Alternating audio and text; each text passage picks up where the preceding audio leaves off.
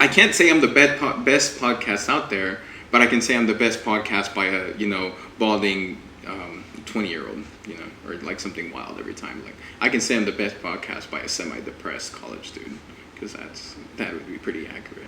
I can't. The best and perhaps only podcaster in West Campus at University of Texas at Austin. Right, right. Some kind of like borderline degrading thing to myself to make me feel better. Okay, cool. We'll start this again. Welcome back to a conversation about the best podcast by a recently graduated, balding 20-something-year-old. Today we have Jacob Files, prospective law student and self-appointed finance guy. This conversation is going to go pretty much anywhere. We've been talking for about an hour and a half, trying to get this started, Yep. and we've touched on almost every topic. I'm enjoying it so far, and I think you guys will enjoy it too. So I honestly don't even know where to begin, other than like just starting by saying thank you for coming over and thank you for having this conversation. Absolutely. It's been a treat. I got Oreos, I got my Diet Coke, chill, talk about apparently all the interests we share and the suffering, like And the debate, suffering, yeah. like anime's not the suffering part, definitely debate. Right, that's the helpful part. Anime is how you make it through the debate in college. Exactly. It's just the lifeblood, that and the C4. Yeah. Speaking of Oreo, if you would like to sponsor us, or C4 if you would like to sponsor us, we have an email that you could send some C4 stuff to. especially. Yeah, C4, please sponsor those. I live for C4. Right, or even like the HEB brand. Someone give me money, please. As a prospective law student, C4 is what I drink before my LSAT administration. Exactly. So right now I'm going to turn this way so no one knows it's C4. But if C4 is sponsoring us, I'd have like a row of them to This would be advertise. any energy drink. Exactly. Until there's a sponsorship from C4. Exactly. That's kind of what I've been trying to mention every podcast. I'll have a different brand of something and say, hey, you guys could be sponsoring us. Although no one will ever see it, I'm sure. So I think what started this conversation, or what started like us wanting to talk, I think you mentioned you wanted to talk about like inflation, how we got to the point we are now. Because a lot of us, everyone, not even a lot of us, everyone is kind of struggling with inflation. Everyone's struggling with the gas prices.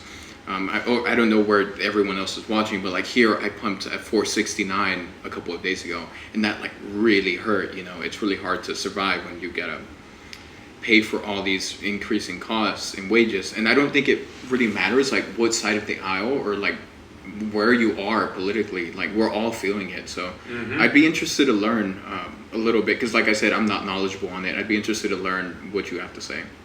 Yeah, left or right, we all feel the effects of inflation in the United States. And I think a lot of people have had differing opinions on where it's coming from. A lot of people like to blame exclusively the president, and then the president likes to say that it's all about Putin, and then Putin will blame neo-Nazis in Ukraine. But Yeah. really what it is there's a little story, and it all starts with the pandemic in 2020. And so essentially it was really the shutdowns in 2020. When stuff shut down, a lot of people lost their jobs pretty rapidly. The economy slowed. Supply chains were massively constrained. And all of those hiccups in supply to many different organizations and corporations around the world, obviously create a demand crunch, because if there's less supply but demand hasn't shrunk, and especially there may even be more demand because people are no longer out and about, busy about their day, there's demand everywhere. So that's an inflationary impact there. And on the other hand, there was ultimately fuel given to people who didn't otherwise have it based on federal stimulus for them to be able to now purchase the goods that were available. And so federal stimulus came in the form of course, the stimulus checks, which, while impactful, I would argue that's not the majority of why we're seeing what we're seeing. I think it's more largely attributable to the unemployment that many people got. For many of the people I knew, for example, unemployment doubled or tripled the wages they were otherwise earning, and they weren't working anymore. And then on the other hand, even more important than that was the fact that the Fed maintained a accommodative monetary policy. And so a lot of people have no idea what I just said. It's perfectly fine. I'm following. But yeah, a lot of people probably don't. So but that's okay. monetary policy, essentially, the Fed it's a federal term, the Fed terminal rate. And so right before the pandemic, they were maintaining a close to neutral rate of around 2%. And that interest rate affects, for example, companies, corporations, and investors who invest in U.S. debt or who borrow money from the U.S. government. There's an interest rate paid there. Both to investors who buy U.S. securities as well as companies that borrow from the U.S. government. And so if the interest rate is higher, that is a constrictive force in the economy, because obviously if you're paying a higher interest rate on debt owed to the government, you're going to have less excellent margins. If you have $1 billion in debt as a company and you're paying a 2% interest rate annually, then that's what, $20 million a year? I'll take your word on that. I'm not a math person. Yeah, if you're paying 5%, that's $50 million. If you're paying Yeah. 10%, that's $100 million. So yeah, I got my math right there. Yeah, you got it. Yeah. Mhm. And so this can mean bankruptcy for especially corporations that have a low margin. Walmart, for example, has, I think, on average about a 1.8% net profit margin each year, Okay. which is, I'm sure most people wouldn't expect that out of Walmart. No, that was surprising to hear right now. Yeah, I Mhm. was not expecting that. Yep, grocery, retail, restaurants have very low margins. And so to maintain all the overhead, the insuring of employees, to maintain that expansive of an operation is expensive.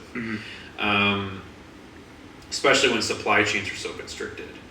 But anyway, this is all to say, going back to monetary policy, we were in a neutral state. We weren't really trying to constrict the economy or massively accommodate the economy. The economy was, rolling. Kind of doing its thing. Yeah, it was rolling at a reasonable pace, steady increases to the GDP each year. But of course, when everything was shut down, like the opportunity for, the economy to keep growing seemed destroyed. People were anticipating recession or depression. There's fear everywhere. Right. So the Fed quickly cut their rate from around 2% to 0. Oh, okay. Yeah. And so that's why you saw mortgages. For example, my wife and I bought a house in 2019, and it was around July, and we had a 4.25% interest rate. Okay. Yeah. And so, and partially that's because banks, as organizations that borrow money from the U.S. federal government, have to pay that interest rate to the government. And so, based on the fact that there was around a 2.5% interest rate, we were quote unquote victims of that, having to pay this 4% rate on mortgages. When rates were cut, rates all of a sudden fell to the 3.5 to 2.5 range. Yeah. So my family bought a house in 2021, right before I think interest rates went up again, but we got 2.6 interest rate, which was we thought was amazing. It is amazing. Yeah, it's historically one of the lowest rates of all time. So basically that is what happened, and when you lower interest rates to that amount, all of a sudden many buyers have massively more buying power in the real estate market. And so at the same time, due to pandemic fears about, 2020 was a busy year. 2021 was as well. There was riots, there was political There's a lot chaos. going on. There was, people weren't looking to move during that year. And so there was a constriction on supply of houses on the market at the same time as interest rates were low, allowing many buyers to have more buying power. At the same time, many people in the millennial generation are starting families, wanting to move out of cities and have enough, of a nest egg built up to actually purchase a home. Demand everywhere, buying power everywhere, zero supply. So the houses that were selling for a lot. Yeah. And so this resulted in another butterfly effect. As people's net worth skyrocketed due to the impact of real estate going up so high, and that creates more comfort with spending. At the same time, unemployment was increasing many people's wages. At the same time, we're getting stimulus checks. All this happening at once creates all of a sudden a flurry of more buying power at the same time as supply chains are still so constricted. So the little bit of products that are available are more and more expensive. And in order to make sure they don't go zero on inventory, stores had to increase prices. And they Right. keep increasing prices as long as people keep buying. Right. And because people had more cash than historically we've found heading in 2020, 2021, and into 2022, ultimately they kept spending. With more cash, with greater net worths, they felt comfortable spending, even as stuff has gotten so much more expensive. And this is where I think the fun ends. This year is when they've started raising the federal base rate. So right now we're at 75 basis points, and the expectation is we're going to be closer to 3 to 4% by the end of this year. Oh, what are we at right now? 75 basis points, which a Who's that? basis point would be so 0.1%, for example. So like we're at 0.75 out of 1%. That would be a really big jump. And so basically the expectation is we're going to get a bunch of 75 basis point hikes or 0.75% interest rate hikes. So for example, if tomorrow I believe the Fed is going to raise interest rates, the expectation was originally 0.5%, 0.5, or 50 basis points. And unfortunately, the hope of the Fed was that we would see inflation peak in March. This last CPI report, Consumer Price Index, indicated that we had yet another peak in inflation. And so ultimately, and not only that, but the peak in inflation that we've seen excludes more volatile measures such as food and energy, your gas. The gas, yeah. Yeah. And so ultimately these insane measures we're seeing of 8.6%, 12%, in some areas depending on the measures you use, inflation, are excluding the most volatile and some of the most impactful measures of inflation. And so basically, because we not only have we not peaked in inflation, but it's getting worse, the Fed has expressed that, Jerome Powell most notably, has expressed that he is willing to put the economy into recession to stop inflation. Oh. And for those who don't know what recession means, recession's kind of a buzzword. It scares a lot of people due to 2008. Recession simply means 2 consecutive quarters of constriction to the GDP. So the product that U.S. turns out, basically the productivity of the U.S. is negative year over year for 2 quarters in a row. So basically from 2021, January through March, and then 2021, April through June, those are both more productive quarters than we get in this year during the same months. That would qualify as a recession. Many people think we're in a recession already, and I think they may be right, because if you look around, there are layoffs everywhere. And yeah, I've seen that. I think it's going to get worse. Some data that was pretty disturbing to me that just came out was that I think in the first quarter of this year, January through March, there were over 500 million new credit cards opened. Oh. That is, Oh. I believe, over 3 credit cards per adult in the country.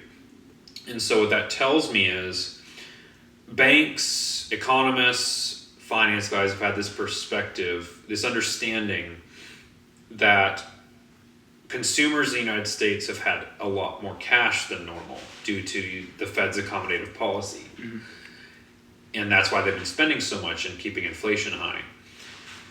What does it tell you when you see 500 million new credit cards open in the first quarter?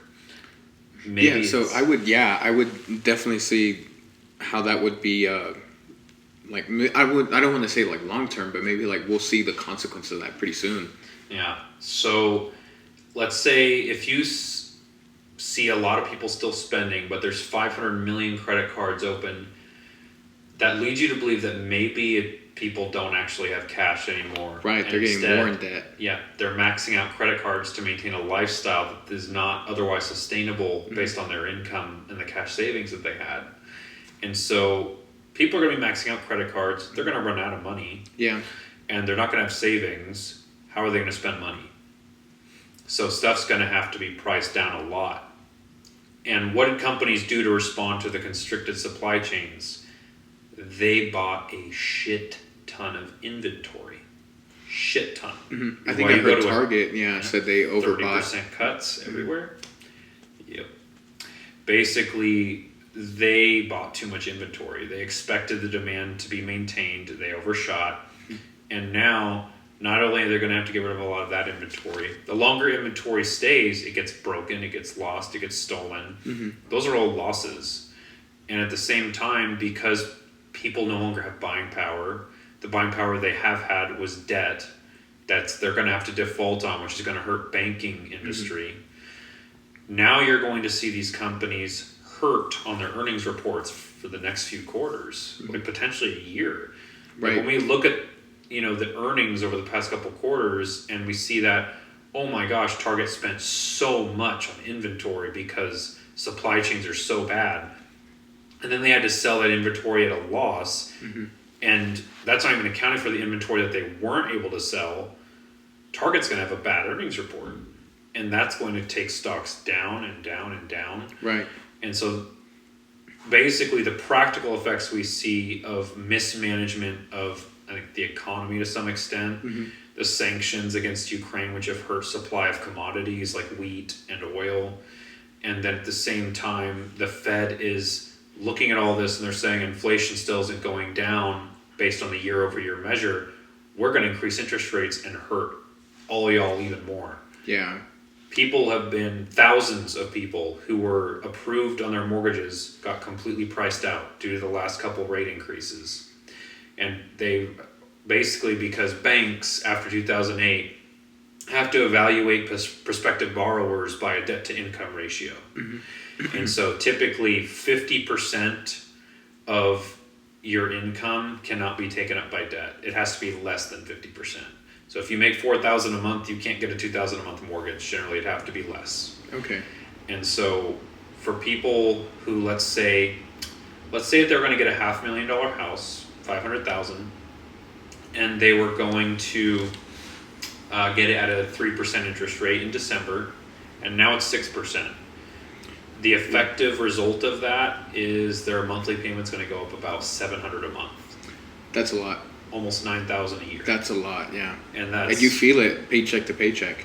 Yeah, you feel that. What is that? You said 700? 700 a month. Yeah, so like 350 per paycheck. You really feel that. Yeah. Yeah, for sure. Yeah. Like for most people, that's like even if they could get approved on a bank loan, they wouldn't be able to pay the mortgage. That's not feasible. Yeah. They'd be insolvent. Yeah. And so all of this is to say that probably we're going to see over the next year, in my opinion, due to the lack of available cash reserves, the lack of available debt, the high interest rate of debt, the federal policy creating higher costs of debt, I think we're going to see a more substantial than we initially thought recession. That's what I think. And I think that there will be some opportunity to invest over the next year that will probably be the best we've seen in a while. There's going to be some pain. A lot of people are going to exit the stock market and say that the stock market lost all my money, and then only buy bonds and money markets after that. I've talked to so many people working at the bank who think that way. And really, if you are an investor right now, overwhelmingly my perspective would say, if you're going to invest, dollar cost average. In fact, I'd encourage dollar cost averaging, which is just a little bit of every paycheck or once a month or so, trickle some money into an index fund or stocks that have good fundamentals that you believe in. Do not get a stack of cash and throw it all into the market, because even if maybe 20 years from now it's doing well, ideally you have the opportunity to benefit in the more the short term. And you want to maintain some liquidity right now, because I think there will be potentially better buying opportunities than we even see now. Oh, really? Real estate I don't think real estate will drop more than 10 to 20% because there is still so much demand. And the quality of borrowers is way better than it was in 2008 because of very strict federal regulations on banking. But I do think just ultimately the increase in interest rates that is going to be so extreme, and the lack of cash that people have is going to price so many people out of the market that real estate's going to have no choice but to go down. I actually got notified by my realtor earlier today, right after we just closed on our sale of our house, that since April 6th, inventory as far as housing goes in Austin has gone up 221%. Oh, really? So roughly 3x. So we've gone from around having 2 weeks of houses on the market, enough like 2 weeks worth of demand, to about almost 3 months worth of demand over a couple months. That's interesting. Yeah. And so what happens when you increase inventory and then crush buying power, you're going to have to see a decrease in prices. Mm-hmm. And Which so, will most definitely hurt the people that bought before then. yeah, people who are buying right now or just bought recently, I hope that they expected this. And this is what I tell anybody who asks me about whether or not they should buy right now. If you can stay there long enough to stomach potentially losing $100,000 from the value of your home in the next couple of years, or I'd say a more accurate statement would be 10 to 20% of whatever the value of your house is right now at the time you bought it, then you're fine. Yeah, but because that's there's a high potential of that. Mm-hmm. Yeah, but that's scary, man. Especially when you hear it that way. So I recently heard, and I can't remember the name of the person, but the person that's like the Secretary of the Treasury right now, I think. Janet Yellen? Yes. I heard her, I guess in an interview or a press conference or something, talk about how like they like vastly underestimated, the effects of what was going to happen, the planning, and they vastly underestimated everything that was going to be happening. Mm-hmm. So, I mean, regardless of whatever party or whatever, like, it sounds like a lot of it was just like poor management of what was going on, like just like really not anticipating, like she said, like really not anticipating what was going to happen. And like we're now, like the everyday person is now really feeling like the substantial effects of it. And I didn't even know if like raising wages is going to help. I'm not even sure. And again, I'm like completely inexperienced in this, so I have no idea. Like everything you're saying, I'm trying to process as it's coming in. But everything you're saying is making a lot of sense to me.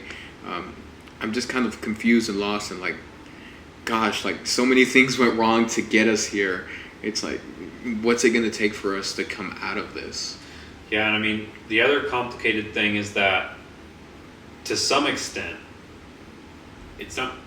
it's kind of a zero-sum game in terms of how the economy works, because when somebody suffers, someone else can succeed to Mm-hmm. some extent. Like, ultimately, I would say that I have been disappointed in the management of this economy, because I think ultimately, while I think that I don't know if I necessarily agree with the entire shutdowns that we have, because I think the way the pandemic was handled initially was faulty. For example, the fact that, you could still, like, maybe everyone was locked down. Certain companies were just, non-anointed and were no longer able to operate. And yet, like, for example, the clearest example I can create of this, I went to Galveston at one point, and we did, like, I think beach camping and just isolated with my family during the pandemic. And you saw police officers keeping people off the beach on the one side. On the other side, you saw 400 cars in a parking lot of Kroger across the Seawall Street. And it's like, I'm sorry, but if you're concentrating everyone, I don't care if you're wearing masks or not. Right. If you're concentrating 1,000 people in an enclosed space, they're going to all be touching things on the shelves. It defeats the purpose. They're going to touch their masks. It's going to be all over their clothes. And are they going to, like, decontaminate before they enter their house? No. No, yeah. You're going to be... If this were a virus that killed you instantly, we'd all be dead based on how the pandemic was handled. Yes. And so, assuming you are going to shut down the economy, let's just say that was the right move, the way that they did it. Accommodative policy would be necessary to keep the economy going, because people are no longer able to be productive. Right. I think the way the accommodative policy was handled was super foolish. Like, realistically, handing out $1,200 paycheck to somebody, for example, who maybe was laid off from a 6-figure job, what good does that do for them? Right. Frankly, what it did is, for those who really needed it, it wasn't enough. And for those who didn't need it, it was meaningless. Yes. Like, for me, I just trickled a little bit extra into stocks. It was like a nice little bonus, but it didn't help me any. Yeah, I knew quite a few people who for them, it was 100% meaningless. It was just like, okay, it's going to go into savings or something, and then just kind of forget about it. Yep. And then, of course, I was also working at the bank when the small business loans were going out. And there were many businesses that didn't need it and just filed for it because they could, and then they got it forgiven. And then there were small businesses that desperately needed it, and because they were behind the backlog of bigger businesses who got in before them and took up the funds, like a company, for example, that makes, $500,000 to multiple millions in revenue, takes funds that could have supported 10 small businesses that have $50K or less in revenue. Right. And so those companies disappeared. And I don't know if anybody else saw that, but that was something definitely, and we might have talked about this actually beforehand, probably on Facebook. Yeah.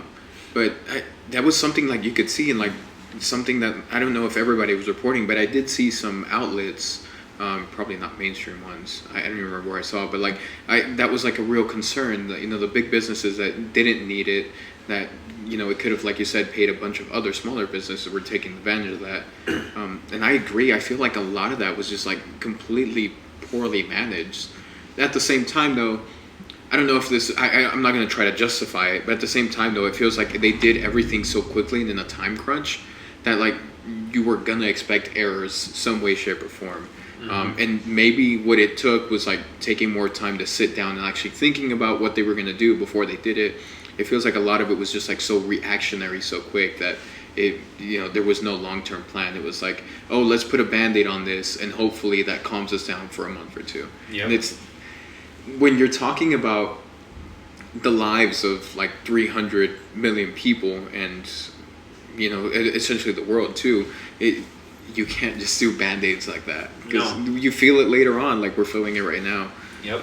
And it's extremely frustrating that we have these people, not to get political, but like we have these people in government that are supposed to be taking care of us, and there's like these reactionary Band-Aids are essentially hurting us further down the road. Well, yeah. Well, I mean, that's partly what you get when you have a political system designed around ensuring you can get voted back into office again. And you want to present a short-term platform which will make you seem the most ideal so that you can get elected again, and then continue to screw in and what ends up happening is like ultimately we get screwed in the short term and the long term. Yeah, both. Yeah, and going back to, I kind of veered off a little bit explaining kind of what the effects were of kind of the initial pandemic and the shutdowns and the government policy there, but a result of that policy was we get this kind of zero-sum game where, and ultimately for me, the net result, based on how I manage things and how like ultimately I'm very grateful and we're blessed, we ended up way better after the pandemic than we would have been. Like our house doubled in value from 2019 to 2022 now that we've sold it. And so that's fantastic. Yeah, but I see people who didn't buy a house at the right time or didn't get lucky, and now it's like housing is massively less affordable. Like it's insane. And insane is the right word. Yes. No, it's like decoupled from any expectation anyone ever has had about it. Completely decoupled from what seems real or fundamental about housing. But it's not like it's artificial. Like it's literally just there are people who are willing to pay these prices, and the rates are low if they have the buying power, and they're just doing it. And it's ultimately the government is who created an environment like that. And you can take it back even farther realistically, because the reason why we have such a short amount of homes on the market, the reason why we have less new builds, is a result of the recession, when the government didn't effectively regulate banking institutions, and bankers were able to lend to people they gave out what are called ninja loans, which is sounds sneaky. No income, no job, no assets. Ooh. And so then that just sounds like a recipe for disaster, though. Yeah. So basically, what you had were people. Let's say it's a dude with like, I don't know. He works at a Walmart and he wants a $500,000 house. The bank just gives him. Yeah. No, that's just me. Yeah. A dude that works at a Walmart that wants a Hi, me. Yeah. And so you want to get a $500,000 house, and they're just like, right now it would be impossible. They'd be like, yeah, if there were $100,000 houses, you could get approved. because debt to income ratio is so strict now. But back then they were just like, oh, you want it? Sure, we'll give it to you. We'll give you a variable rate, so that way we'll start you out low, and then it'll balloon into something multiple times higher in the short term, and let's go ahead and hand it to you. Yeah, that sounds like a bad idea right off the bat. Like, but yeah, because you're just qualifying everybody. Yeah. On paper, it looks like, oh my gosh, there's all this demand, and so builders are wanting to build like crazy and capitalize on the voracious housing market, Right. and banks are wanting to lend like crazy, and they did. And then you saw, countries around the world and investors, like institutional investors like the BlackRocks, the Goldman Sachs, were investing in mortgage-backed securities because they were flying off the shelves. Yeah. And what happened was, not only did you have a bunch of banks that were holding loans that were bad and were going to be insolvent and result in foreclosure, but then you had multiple times the worth of the housing market based on people investing and betting on these securities at the same time. So it'd be like, I don't know, let's say, we'll assume a pile of shit is worthless. So basically, let's say that somebody says it's worth $10, and somebody else is like, well, man, if they're paying $10 for it, like, I'll go 11. Right. And then somebody else goes, I'll put $10 on it. It's like, I bet $20 it's going to be $30 the next month. And now all of a sudden you've got $100 worth of investment On nothing. something that's worthless. Yeah. And so you've got layers and layers of investment worth way more than the debts themselves, based off of completely insolvent loans and the everything crash. Yeah. So basically housing crashed, institutions like Goldman Sachs that were invested crashed, like everything was falling apart, and that's where we got the Fed too big to fail. And at the taxpayers' expense, we bailed out these companies that screwed us all to begin with. Right. Gosh, it feels like things like this have been a long time coming. Like they've been just slowly cooking, and it's frustrating to hear that too. Especially like that, like the companies that are like initially just trying to screw us, we end up having to bail them out. It's just in general frustrating, and even I guess the response too, like something you were, not to change the topic, but like sometimes the response was like foolish at best. When you talk about like shutting down and how ineffective that would be, like you said, like they're moving them off the beach and then you're concentrating it somewhere else. Like just a lot of things. It sounds like, man, this is just poor management all around. Like there's like, can we get a break somewhere?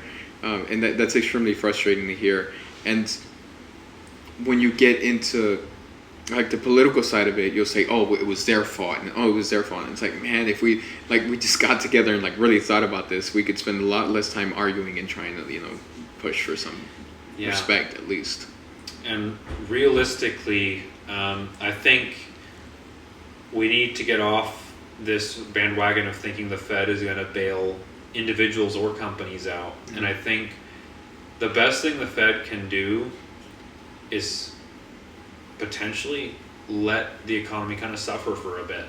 And I think the fact that people in millions have opened up multiple credit cards to try and float a lifestyle they can't sustain, like, it's not reasonable. And millennials, for example, right now I think 60% of millennials earning six figures plus are paycheck to paycheck.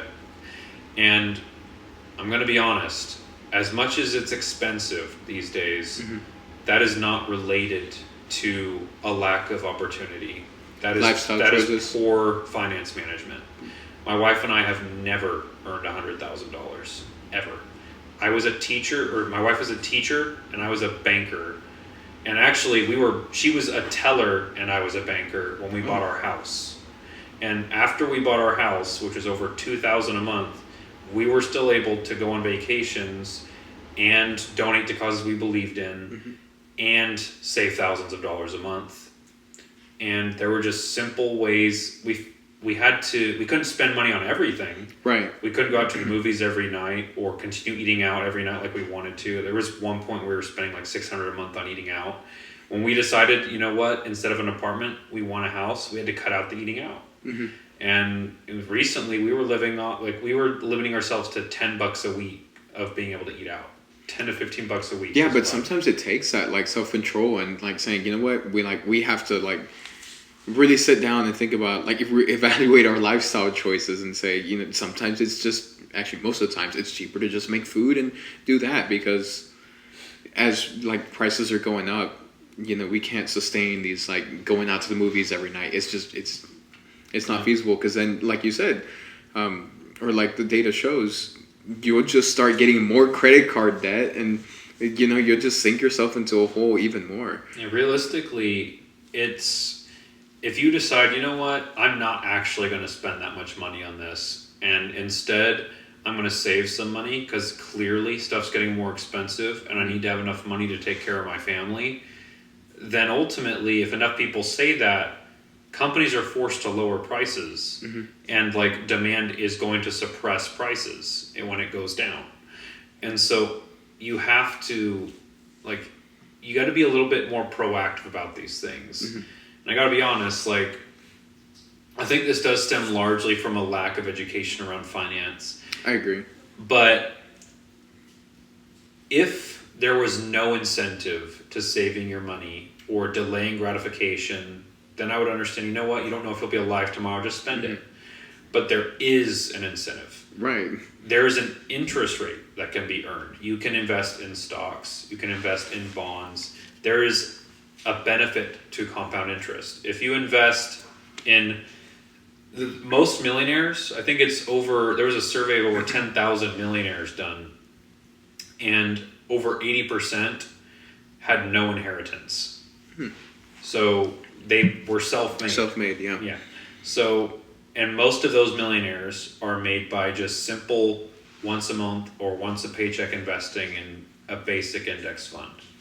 And so, some lifestyle sacrifices, I'm sure, too. Yeah. I mean, it doesn't have to be like, you know, you live on rice and beans, though. Like my wife and I didn't do that. Like we were making, when we bought our house, we were still able to go on multiple vacations a year, still save money, still donate, still eat out occasionally, stuff like that. Like we were making 79 grand a year between the two of us.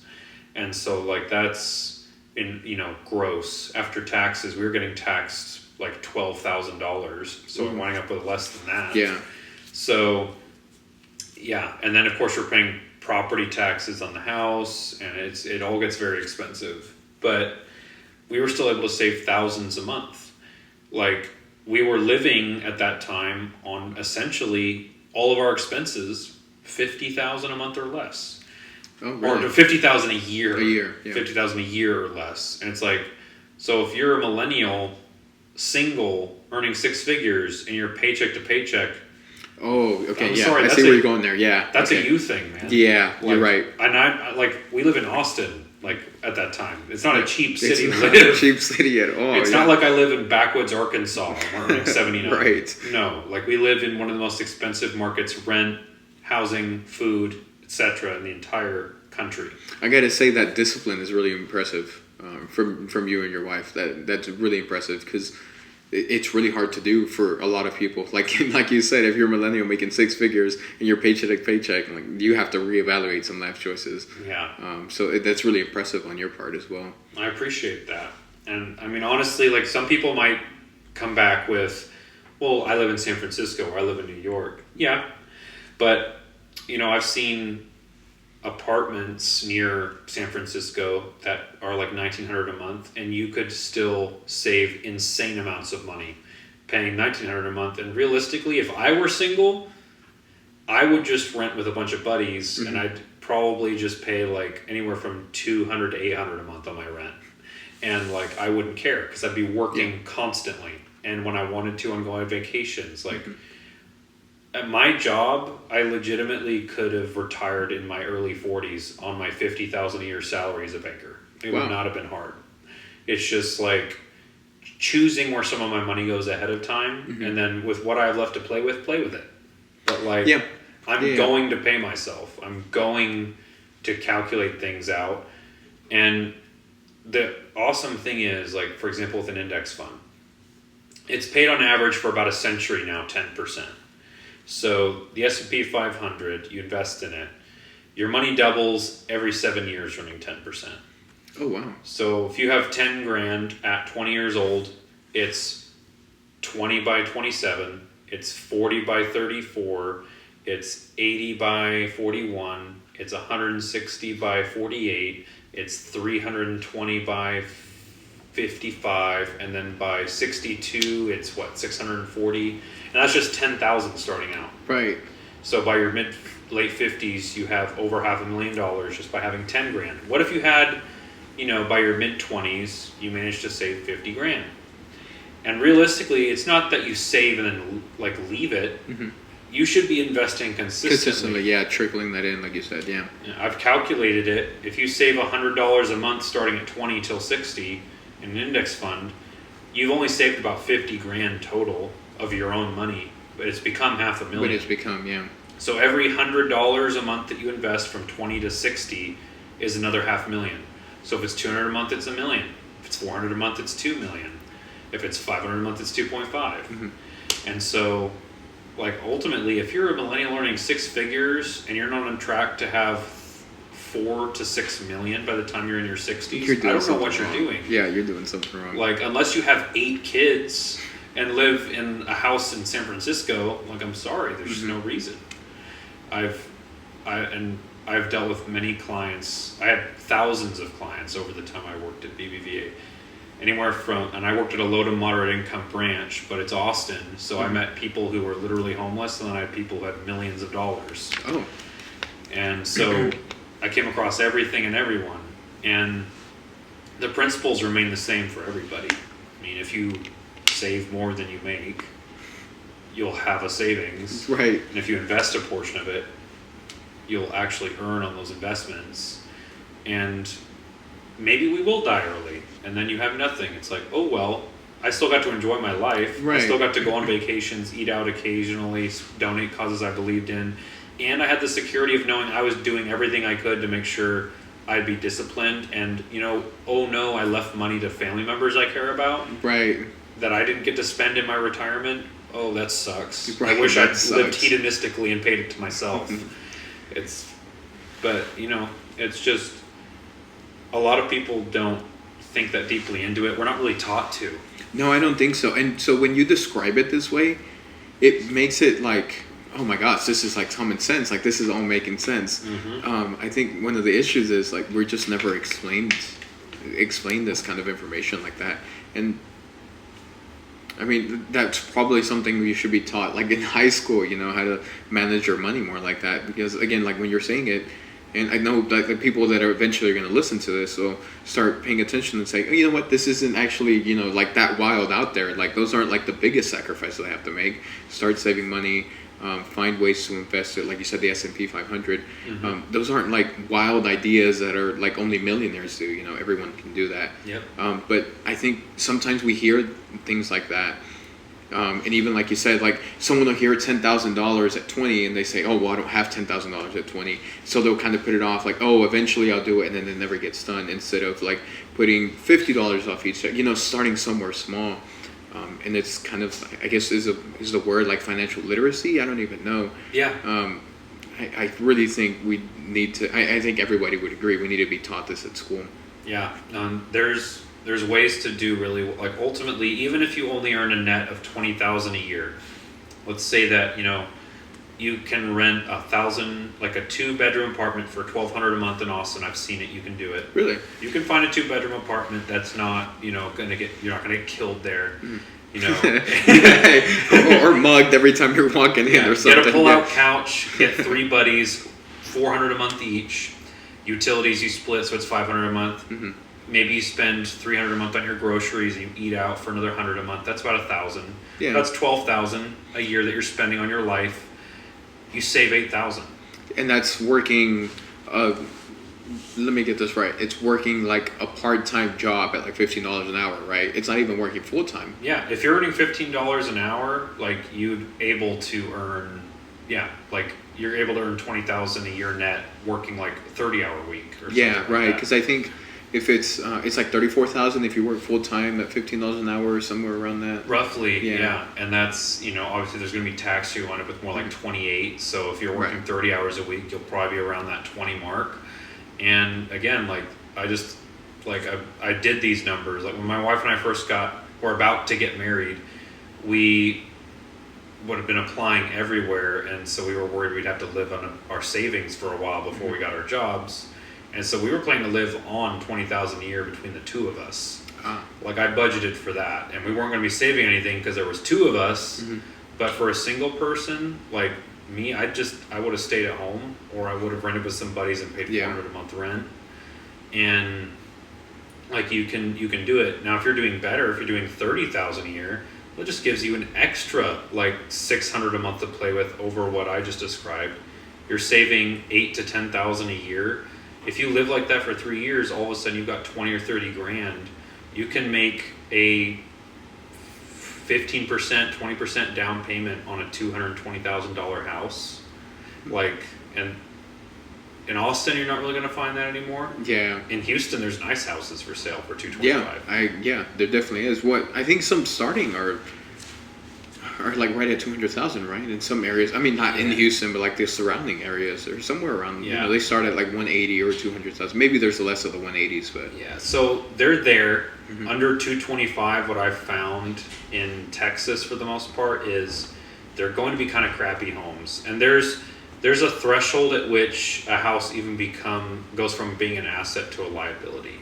If the house is a butt ugly house, if it's not attractive, if it's on a shitty street, and if it's in a bad part of town that's getting worse, like your house is not an asset. It's a liability. Yeah, you're right. You're sucking money away to paying Texas state property taxes, money that you could be saving by having cheaper rent, and you're probably going to lose value in the home, and you're going to have maintenance costs. We spent $2,000 a year maintaining our house. On average, $2,000 extra. So that's like an extra $175 a month just on maintaining the house. And people don't account for that. People get this blue sky, like most optimistic amount for like whenever they're purchasing a home. Be ruthless with yourself, because it's going to be stressful. And the HOA is going to send you a fine for not mowing early enough. And that fine's going to be $50. And then if they have to fine you again, it's going to be $100. And then your fence is going to be knocked down by a windstorm because it's Texas. Right. And you're going to have to pay, because supply chains are shit, you're going to pay $1,000 to fix your fence. Yeah. And if you don't fix your fence, the HOA is going to fine you $150 fine this time. Because it looks bad, yeah. Yep. These are the considerations you have to have. And so, ultimately, I think there does need to be a revamping of the education system surrounding finance, because people just don't know. They just have no clue. And so they think it's impossible. I think remembering before I really became invested in learning about finance, the way I remember visualizing success was earn a lot of money and get stuff. Get a super high income, and then you get a house, and then you get it's all about getting. Yes. It's not save, it's not invest, it's earn and get. And people do that. So a lot of people hate careers like being an attorney or being an investment banker, these high profile careers that demand a lot of hours, a lot of work. They make amazing money. I met people who earned $200,000 and they were broke because they lifestyle inflate the whole way up. Oh, okay. Gotcha. So it's called the golden handcuffs. Basically, your expenses equal this amazing income that you have, and it happens very quick, very easy. Money just slips away, and all of a sudden you're working 60-hour weeks in a demanding job just to pay your bills. Right. What kind of life is that? Paycheck, yeah. So if you can get to a place where you're saving something, you're watching your bank account creep up. Every paycheck, you're watching it creep up, and you're feeling like, I have independence. I have decision-making power. I have leverage over my employer. Then you have the power to negotiate. You feel more comfortable in your role.